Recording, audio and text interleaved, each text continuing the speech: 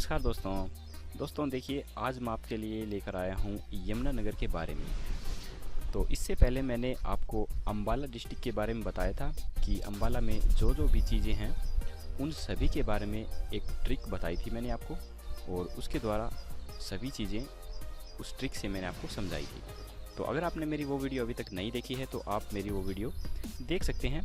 आपकी स्क्रीन के right side के टॉप कॉर्नर पे आपको जो छोटा सा आइकन निशान दिख रहा है वहाँ पे क्लिक करके आप मेरी वो वीडियो देख सकते हैं। तो चलिए आज हम यमुनानगर के बारे में शुरुआत करते हैं कि यमुनानगर में क्या क्या चीज़ थी और क्या क्या ऐसे इम्पोर्टेंट क्वेश्चन हैं जो हमारे पेपरों में आ सकते हैं।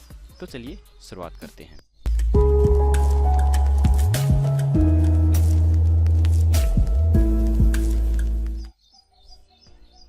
तो देखिए, सबसे पहले मैं आपको यमुनानगर का थोड़ा बहुत इतिहास के बारे में बता देता हूँ कि इसका क्या इतिहास है।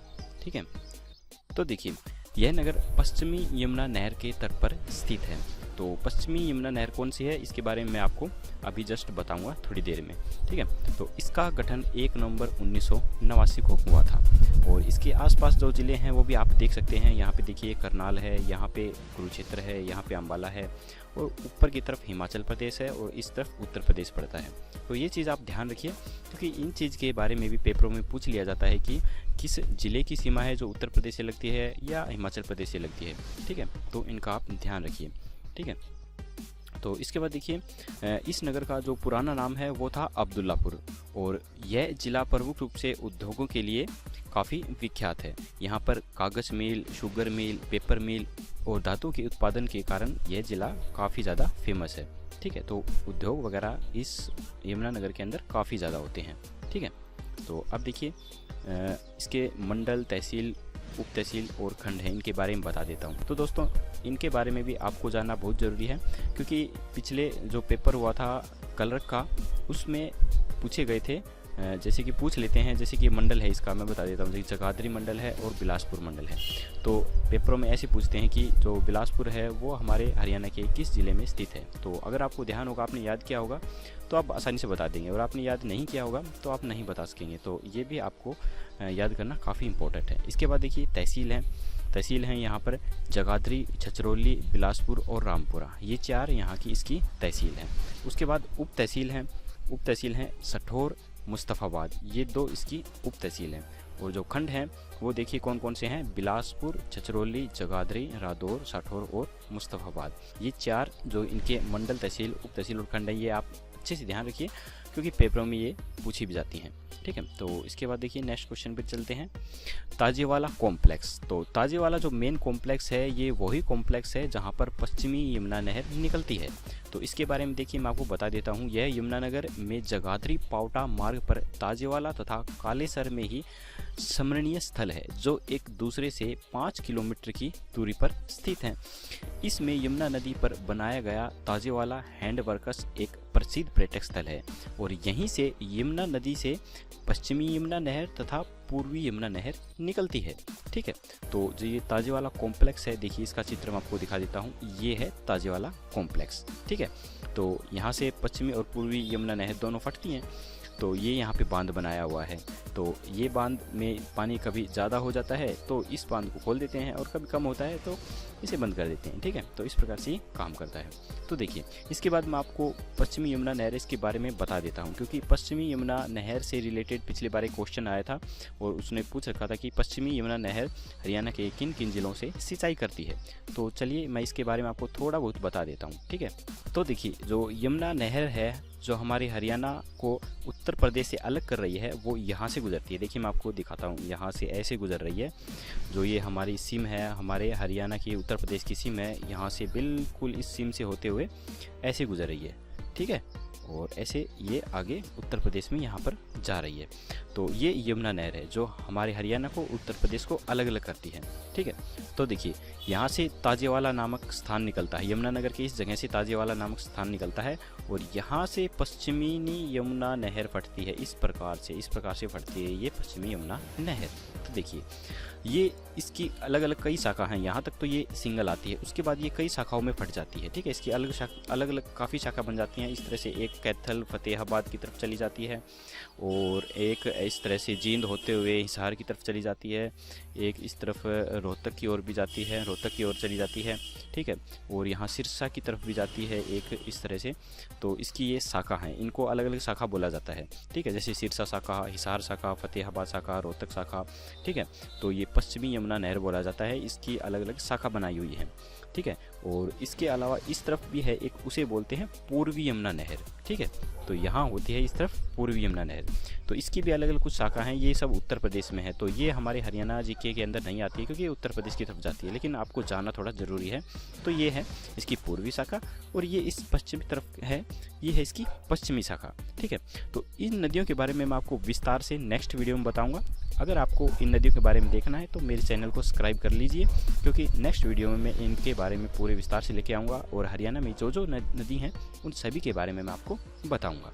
तो देखिए, मैं आपको बता देता हूँ कि जो पश्चिमी यमुना नहर है वो हरियाणा के किन किन ज़िलों को ज़्यादातर सिंचित करती है, उनके बारे में बता देता हूँ। देखिए, एक तो अम्बाला, यहाँ पे अम्बाला को करती है, और करनाल को करती है, और रोहतक को करती है, हिसार को करती है, सिरसा को करती है, और दिल्ली और राजस्थान के कुछ भागों पर भी ये सिंचाई करती है, क्योंकि ये आगे की तरफ निकल जाती है, इस तरफ निकल जाती है ये सिंचाई करती हुई, यहाँ राजस्थान की तरफ चली जाती है, यहाँ इस तरफ चली जाती है, ठीक है।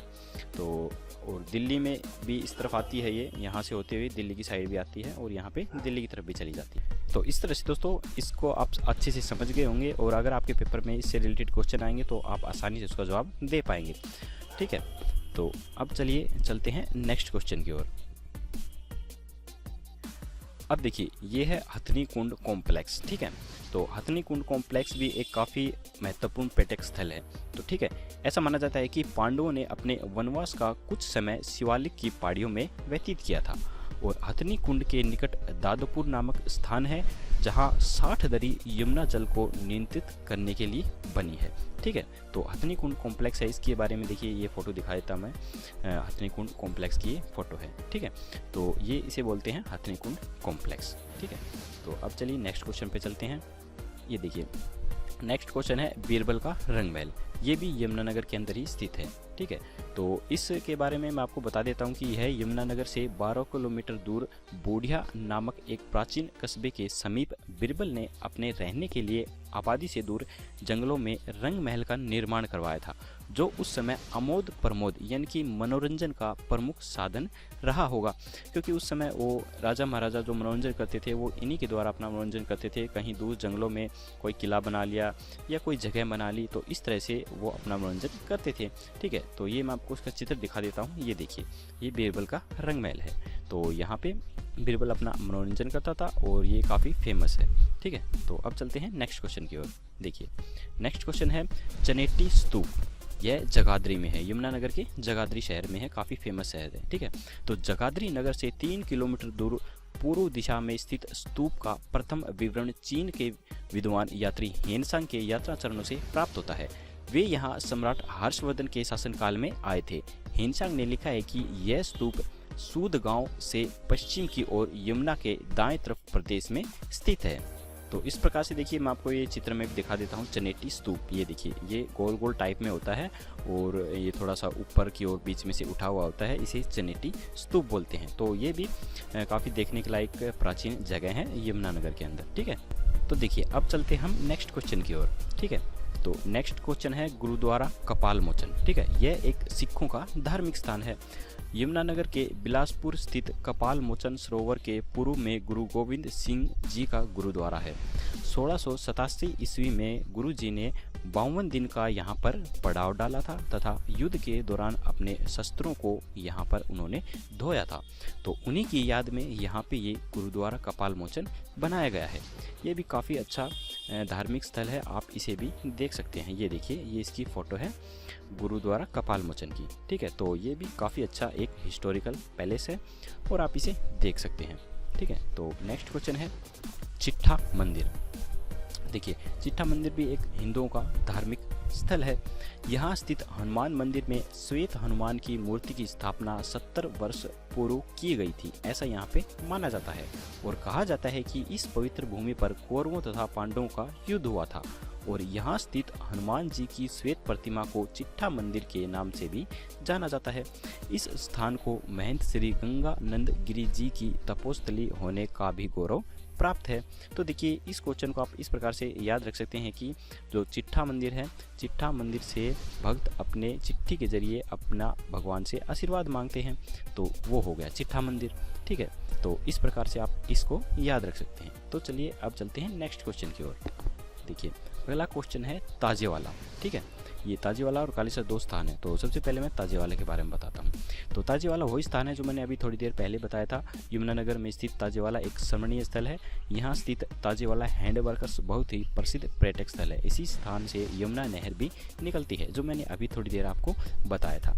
इसके बाद देखिए कालेसर। ठीक है, तो कालेसर एक फेमस उद्यान है। यहाँ पर 5098 हेक्टेयर क्षेत्र में चिनार और साल के वृक्ष पाए जाते हैं और यह स्थल मुख्य रूप से विश्राम और मनोविज्ञान के लिए प्रसिद्ध है।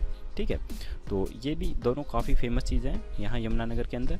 तो देखिए ताजेवाला की फ़ोटो मैं आपको दिखा देता हूँ। ये ताजेवाला की फ़ोटो है, ये एक बांध है। तो इसके बाद मैं आपको कालेसर की फ़ोटो दिखा देता हूँ। देखिए ये है कालेसर। ठीक है, तो ये एक राष्ट्रीय उद्यान है। यहाँ पर बड़े बड़े साल के वृक्ष पाए जाते हैं। काफ़ी अच्छा पार्क है, आप भी इसे देख सकते हैं। तो चलिए अब चलते हैं नेक्स्ट क्वेश्चन की ओर।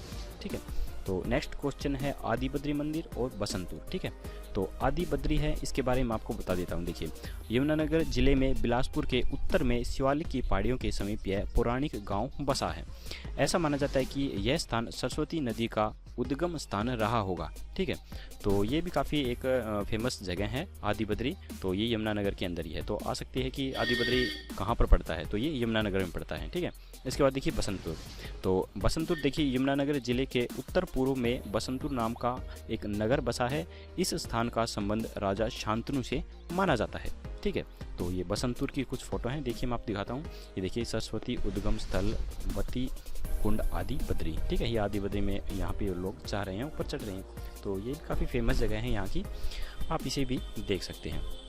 तो चलिए अब चलते हैं नेक्स्ट क्वेश्चन की ओर। तो नेक्स्ट क्वेश्चन है कलसिया रियासत का किला। ठीक है, तो ये एक प्राचीन हिस्टोरिकल पैलेस है। तो यमुनानगर में जगाधरी पावटा साहिब मार्ग पर 15 किलोमीटर दूर स्थित छछरौली में कलसिया रियासत का किला है।